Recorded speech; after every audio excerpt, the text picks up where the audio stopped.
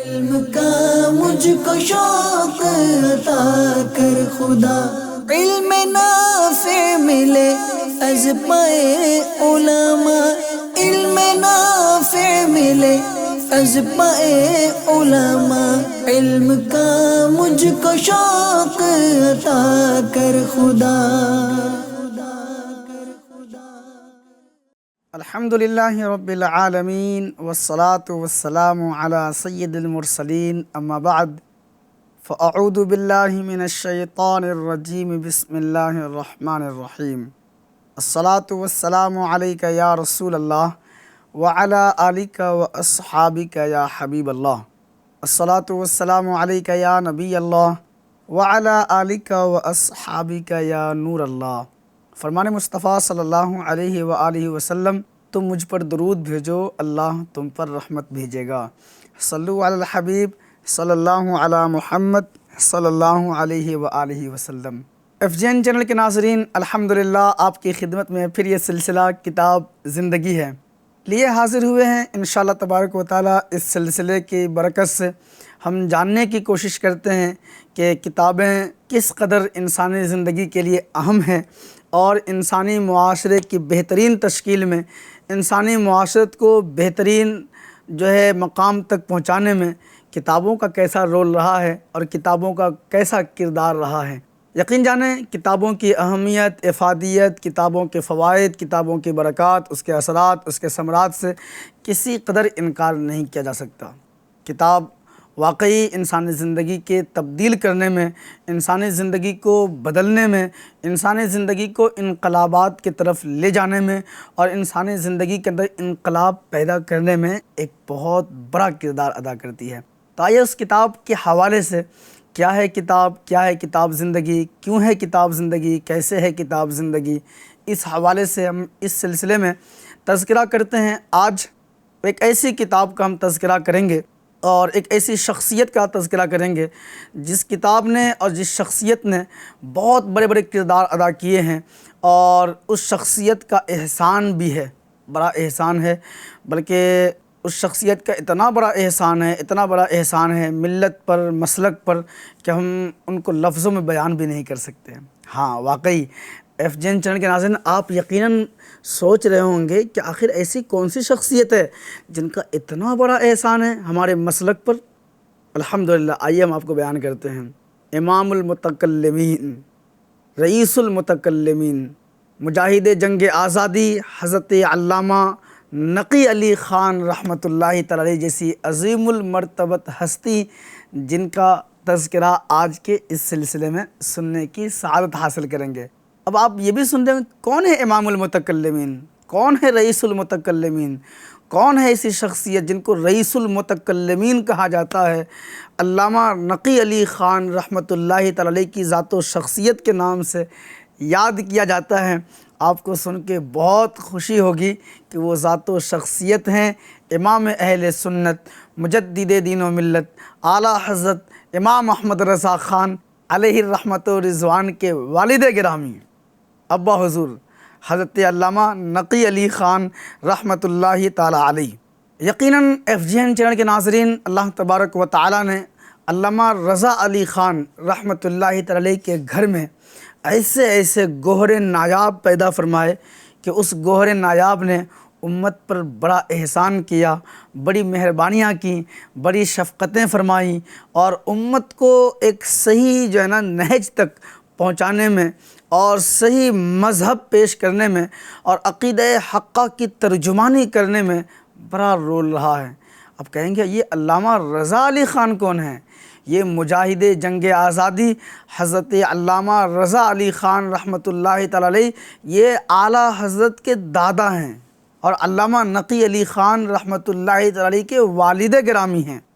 تو اعلیٰ حضرت کے والد گرامی علامہ نقی علی خان رحمۃ اللہ علیہ اور علامہ نقی علی خان رحمۃ اللہ تعالی علیہ کے والد گرامی علامہ رضا علی خان رحمۃ اللہ تعالی علیہ۔ آپ رحمۃ اللہ تعالی کی ذات و شخصیت کس قدر عظیم ہے اور کس قدر آپ ہمہ جہت شخصیت ہیں، اس کا اندازہ اس بات سے لگا سکتے ہیں کہ اللہ تبارک و تعالیٰ نے اتنا کرم کیا کہ امام اہل سنت اعلیٰ حضرت رحمۃ اللہ تعالی کی پرورش اور اعلیٰ حضرت رحمۃ اللہ تعالی کو امام بنانے میں اور اعلیٰ حضرت کو اعلیٰ حضرت بنانے میں سب سے بڑا کردار آپ کے والد گرامی یعنی اعلیٰ حضرت کے ابا حضور علامہ نقی علی خان رحمۃ اللہ تعالی کا ہے۔ علامہ نقی علی خان رحمۃ اللہ علیہ کتنی بڑی شخصیت ہیں، اس کا اندازہ اس بات سے بھی لگا سکتے ہیں کہ اعلیٰ حضرت رحمۃ اللہ تعالی نے اپنے والد گرامی رحمۃ اللہ تعالی کے حوالے سے کئی مقامات پر آپ نے تذکرہ فرمایا ہے۔ خود امام اہل سنت اعلیٰ حضرت رحمۃ اللہ تعالی نے فتویٰ نویسی جس شخصیت سے سیکھی، یعنی فتویٰ دینے کا فن، دیگر علوم و فنون تو سیکھے ہی، یہاں تک کہ جو آپ مفتی بنے فتویٰ نویسی سیکھی، تو فتویٰ نویسی سکھانے والی ذات بھی علامہ نقی علی خان کی ہے، یعنی والد گرامی کی۔ تو اعلیٰ حضرت رحمۃ اللہ تعالی جب اتنی بڑی ہستی ہیں، اتنی بڑی شخصیت ہیں، اتنا بڑا علمی مقام رکھتے ہیں، تو اعلیٰ حضرت کو جس ذات نے اعلیٰ حضرت بنایا، بحیثیت صرف عالم میں گفتگو کر رہا ہوں کہ جس شخصیت کو اعلیٰ حضرت جس شخصیت نے بنایا، ان کا کتنا بڑا رتبہ ہوگا، وہ کتنے بڑے علوم و فنون کے مقام مرتبے پہ فائز ہوں گے۔ ساتھ ہی ساتھ اگر بحیثیت والد دیکھا جائے تو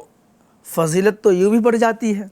کیونکہ والد کی فضیلت مسلم الثبوت ہے۔ قرآن کریم میں اللہ تبارک و تعالی نے متعدد مقامات پر ارشاد فرمایا وبالوالدین احسانا، کہ اپنے والدین کے ساتھ احسان کرو۔ ایک مقام پر اللہ تبارک و تعالی نے ارشاد فرمایا فلا تقل لهما اف ولا تنهرهما وقل لهما قولا کریما واخفض لهما جناح الذل من الرحمة وقل رب ارحمهما كما ربياني صغيرا۔ تو یہ بھی والدین کی عظمت کے حوالے سے قرآن کریم کی آیت مبارکہ ہے، اور بھی دیگر مقامات پر اللہ تبارک و تعالیٰ نے والدین کی عظمت کا تذکرہ فرمایا ہے۔ نبی کریم صلی اللہ تعالیٰ علیہ وآلہ وسلم کی ذات پاک نے اپنے زبان فیض ترجمان سے بھی والدین کے فضائل ارشاد فرمایا کہ الجنت تحت اقدام الامہات، کہ جنت تمہاری ماؤں کے قدموں کے نیچے ہیں، اور فرمایا رضا الوالدی رضا اللہ و سخط الوالد سخط اللہ، کہ اللہ کی رضا باپ کی رضا میں ہے اور اللہ کی ناراضگی باپ کی ناراضگی میں ہے۔ تو اتنا بڑا مقام اللہ نے والدین کو بخشا ہے، تو اس میں باپ کا کردار،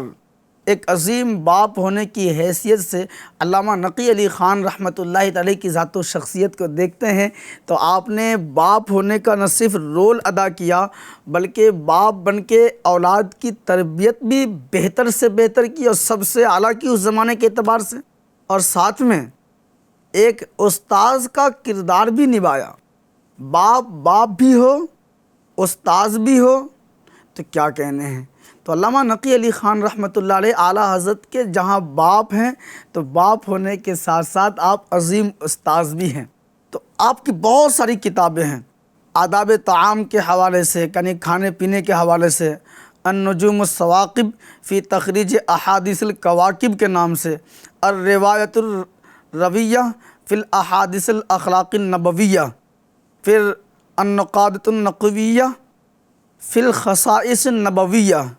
اور اس کے بعد پھر آپ نے التمکن فی تحقیق مسائل کے نام سے آپ نے کتاب لکھی، احسن الوعاء لآداب الدعاء کے نام سے آپ نے کتاب لکھی، ہدایت المشتاق الی سیر الانفس والآفاق کے نام سے آپ نے کتاب لکھی، ارشاد الاحباب الی آداب الاحتساب کے نام سے آپ نے کتاب لکھی، اجمل الفکر فی مباحث ذکر کے نام سے آپ نے کتاب لکھی، عین المشاہدہ لحسن المجاہدہ کے نام سے آپ نے کتاب لکھی، پھر ترویج الارواح فی تفسیر الانشراح کے نام سے آپ نے کتاب لکھی۔ اس کے علاوہ اور بھی امام اہل سنت رحمۃ اللہ علیہ کے والد گرامی علامہ نقی علی خان رحمۃ اللہ تعالی کے اور بھی تصانیف ہیں، جن میں امام اہل سنت رحمۃ اللہ علیہ کے والد گرامی علامہ نقی علی خان رحمۃ اللہ تعالی نے علوم و فنون کے دریا بھی بہائے ہیں، اور ساتھ میں الحمدللہ تعالی نبی کریم صلی اللہ علیہ وآلہ وسلم کے عشق اور محبت کے جام امت کو بھر بھر کے پلائے ہیں۔ ہاں، امام اہل سنت رحمۃ اللہ تعالی کی کتابیں اور اعلیٰ حضرت رحمۃ اللہ علیہ کے والد گرامی کی کتابیں پڑھیں تو آپ کو رشک آئے گا کہ اللہ تبارک و تعالیٰ نے جہاں اعلیٰ حضرت کو بڑا علوم بخشا، وہیں پہ اعلیٰ حضرت کے والد گرامی کو بھی علوم میں بڑا مقام بخشا۔ بلکہ اگر آپ پڑھنا چاہتے ہیں تو میں ایک کتاب کے نام بتا دیتا ہوں، الکلام الاوضح فی تفسیر سورہ الم نشرح، اس کو پڑھیں، دل مچل جائے گا۔ نبی کریم صلی اللہ تعالیٰ علیہ وآلہ وسلم کی تعریف میں، حضور علیہ السلام کے مدح و ستائش میں، نبی کریم صلی اللہ علیہ وآلہ وسلم کے اوصاف حمیدہ کا 500 سے زیادہ الفاظ اور القاب کا ذکر اس کتاب کے اندر موجود ہے، الکلام الاوضح فی تفسیر سورہ الم نشرح۔ FGN چینل کے ناظرین، آپ اندازہ کر سکتے ہیں کہ اعلیٰ حضرت رحمۃ اللہ علیہ کے والد گرامی کو اللہ تبارک و تعالیٰ نے کتنا مقام بخشا۔ آپ عشق رسول کے حوالے سے دیکھیں تو آپ کی اپنی شخصیت ہے۔ امام اہل سنت کے والد گرامی علامہ نقی علی خان رحمۃ اللہ علیہ کا سفر حرمین شریفین اپنے آپ میں ایک اہم ٹاپک ہے۔ علامہ نقی علی خان رحمۃ اللہ تعالیٰ علیہ کا محبت رسول، عظمت رسول، پھر آپ کی تصانیف، آپ کی تدریس، آپ کی تبلیغ دین، یہ سارے کے سارے اہم عنوانات ہیں اور اپنے آپ میں پھر جو ہے نا ایک اہم ترین جو ہے نا عنوان ہے۔ آج ہم جس کتاب کا تذکرہ کرنے آپ کے سامنے بیٹھے ہیں وہ کتاب ہے احسن الوعاء لآداب الدعاء کے نام سے۔ بڑی پیاری کتاب آپ سب نے دیکھی ہوگی۔ میں اس کتاب کا آپ کو یہ بھی پیش کی دیتا ہوں، دیکھیے اسکرین پر جو کتاب آپ کو شو ہو رہی ہے یہی کتاب ہے۔ کتاب کا نام ہے فضائل دعا۔ کتاب کا اصل نام ہے احسن الوعاء لآداب الدعاء۔ اس نام سے اعلیٰ حضرت رحمۃ اللہ علیہ کے والد گرامی نے کتاب لکھی، لیکن امام اہل سنت رحمۃ اللہ تعالیٰ علیہ نے اس کی شرح لکھی، ذیل المدعا لأحسن الوعاء۔ یہ کتاب فضائل دعا کے نام سے الحمدللہ تعالیٰ دعوت اسلامی کے اشاعتی ادارے مکتبۃ المدینہ سے شائع شدہ ہیں، اور آپ کے سامنے الحمدللہ یہ اسکرین پر شو بھی ہو چکی ہے۔ FGN چینل کے ناظرین، یہ کتاب اتنی پیاری ہے کہ اس کو دیکھ کر کے اور اس کو پڑھ کر کے آپ کو رشک آئے گا۔ کیوں؟ قرآن کریم میں اللہ تعالیٰ نے ارشاد فرمایا ہے کہ ادعونی استجب لکم، کہ مجھ سے دعا مانگو میں تمہاری دعا قبول کروں گا۔ نبی کریم صلی اللہ علیہ وآلہ وسلم کا فرمان مبارک ہے، حضور علیہ السلام نے ارشاد فرمایا کہ الدعاء هو العبادہ، دعا عبادت ہے۔ حضور نے فرمایا صلی اللہ علیہ وآلہ وسلم الدعاء مخ العبادہ، دعا عبادتوں کا مغز ہے۔ نبی کریم صلی اللہ علیہ وآلہ وسلم نے ارشاد فرمایا الدعاء سلاح المؤمن، دعا مومن کا ہتھیار ہے۔ تو اس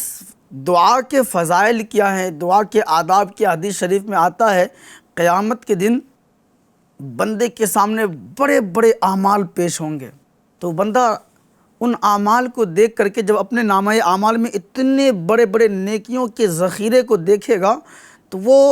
رشک کرے گا اور پھر اللہ کی بارگاہ میں عرض گزار ہوگا، مالک یہ نیکیاں تو ہم نے کی نہیں، ہمیں تو ان نیکیوں کا تو یاد ہی نہیں ہے، پھر یہ نیکیاں آئی کہاں سے؟ تو اللہ تبارک و تعالیٰ کی طرف سے فرمان ہوگا کہ بندے تو نے جو دعائیں مانگی تھی، میری بارگاہ میں جو التجائیں پیش کی تھی اور مجھ سے جو طلب کی تھی، تو جو چیز مجھے تمہیں عطا کرنی تھی دنیا میں وہ تو دنیا میں عطا کر دی، جو تمہارے حق میں بہتر تھی، اور جو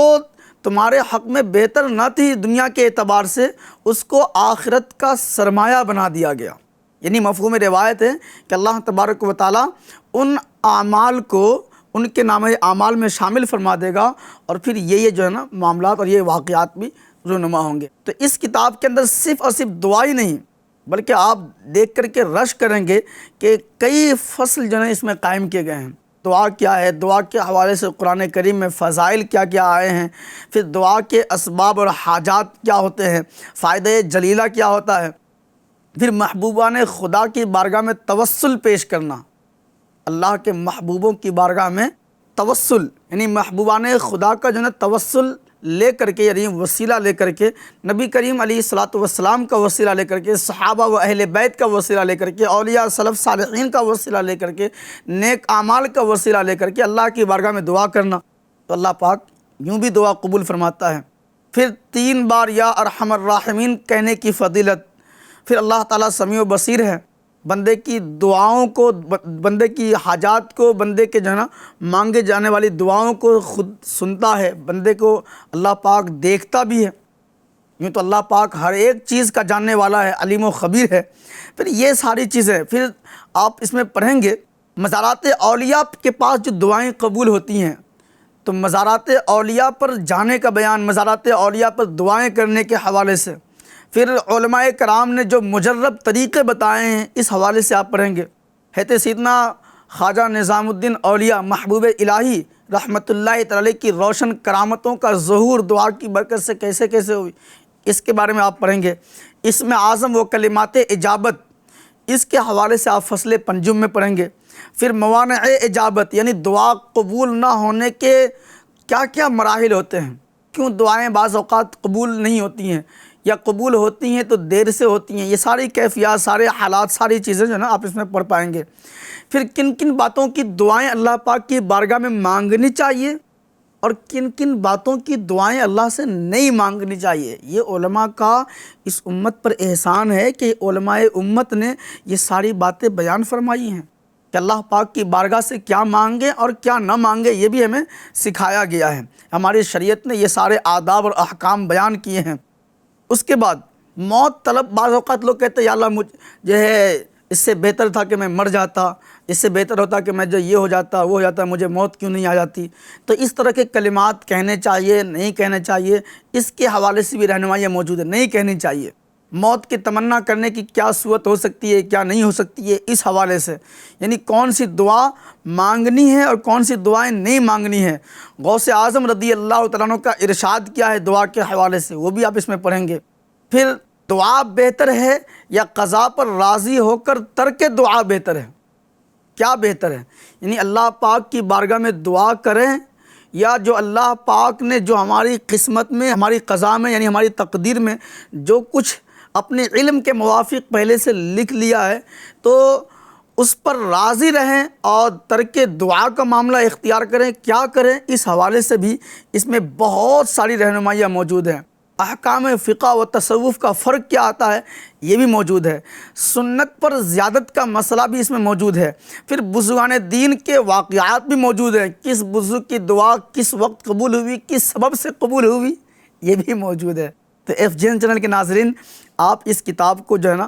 ضرور آپ آرڈر بک کرائیں۔